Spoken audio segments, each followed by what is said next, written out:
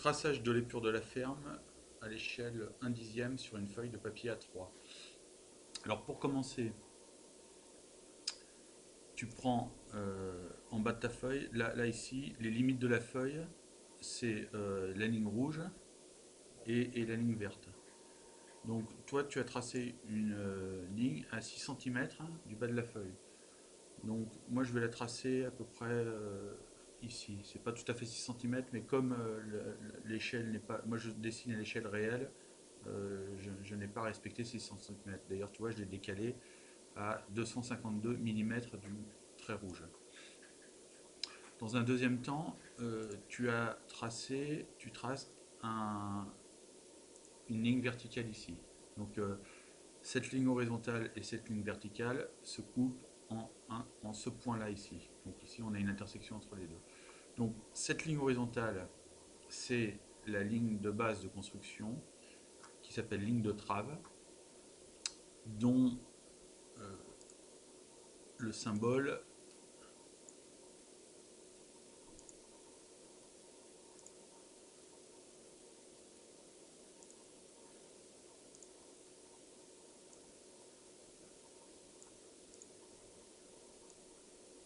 est celui-ci. Alors je vais le mettre par ici pour l'instant. Je vais le tourner un petit peu. Il est un petit peu grand. Donc je vais le diminuer en taille et je vais le replacer. Alors bien sûr, toi tu le fais à main levée sur ta ligne horizontale. Donc ça demande un exercice de gestuelle, c'est-à-dire qu'on part avec le crayon, tu pars ici, là tu fais une boucle comme ça, tu remontes au-dessus de la ligne de trave, tu redescends en dessous et tu termines avec une boucle sur la droite comme ça. Donc ça tu t'entraîneras à ce genre d'exercice. Et en plus, nous avons le symbole de la ligne d'axe.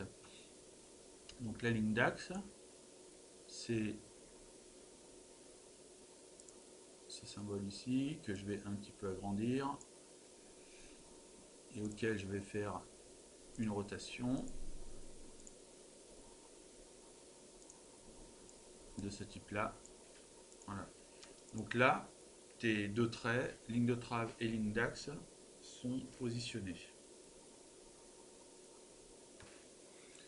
Une fois que ces deux lignes sont tracées, il faut délimiter la ligne de trave ici. Donc elle est délimitée d'un côté par son trait d'axe et il faut la délimiter de l'autre côté par le positionnement du mur et du débord de chevron par rapport au mur, qu'on appelle la saillie. Donc ce que l'on sait, c'est que de l'axe à l'extérieur du mur, j'ai 1235.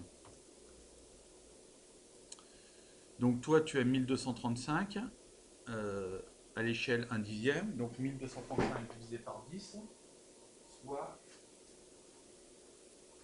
123,5.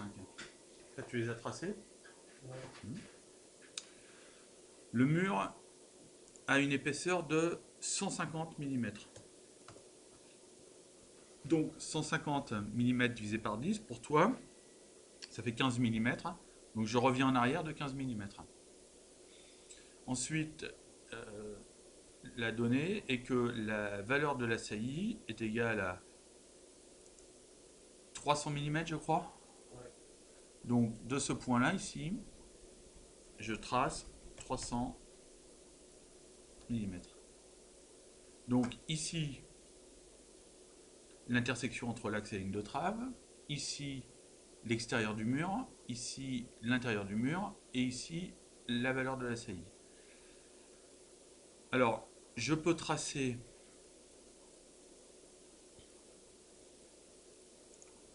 ici une ligne qui correspond au mur, que j'arrête un petit peu avant le bas de la feuille, que je prolongerai après, par la suite. Et maintenant, je dois tracer la pente. Alors, la pente, je sais que donc on a une base qui mesure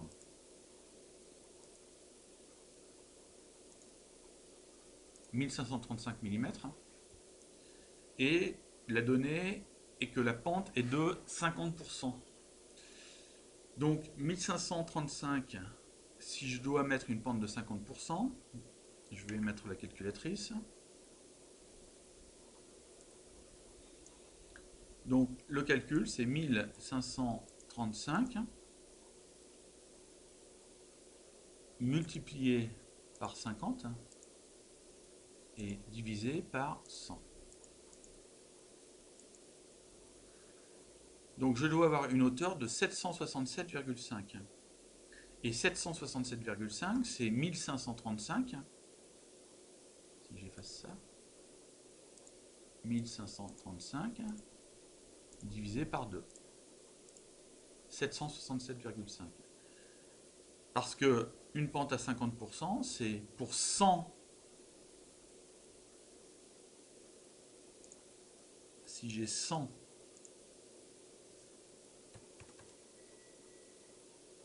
à la base, je vais monter de 50, soit 2 fois moins.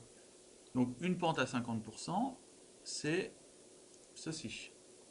Mais comme notre pente, nous, elle part de l'extrémité de la saillie, donc de 1735, ici je ne vais pas monter de 50, mais je vais monter de 767.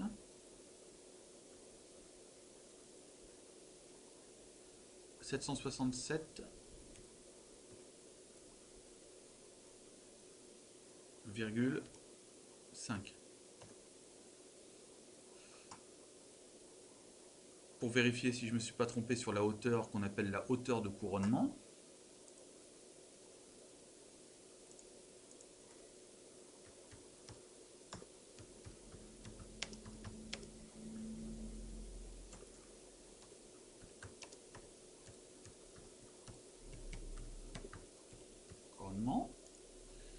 Je vais prendre la pente à 50% que j'avais faite tout à l'heure et je vais la faire passer ici.